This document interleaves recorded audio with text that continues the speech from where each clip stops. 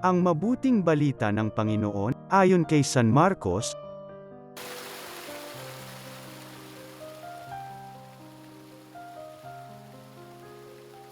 Noong panahong yun, nagpakita si Jesus sa 11 at sinabi sa kanila, "Humayo kayo sa buong sanlibutan at ipangaral ninyo sa lahat ang mabuting balita.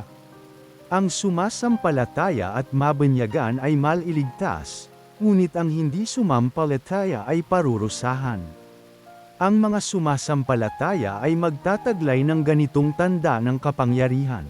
Sa pangalan ko'y magpapalayas sila ng mga demonyo at magsasalita ng ibang wika, sila'y hindi maaano dumampot man ng ahas o uminom ng lason, at gagaling ang mga may sakit na mapatungan ng kanilang kamay.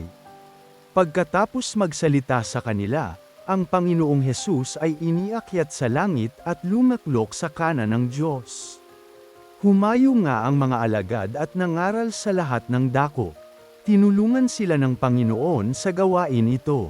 Pinatotohanan niya ang salitang kanilang ipinangangaral sa pamamagitan ng kapangyarihang gumawa ng himala, na ipinagkaloob niya sa kanila.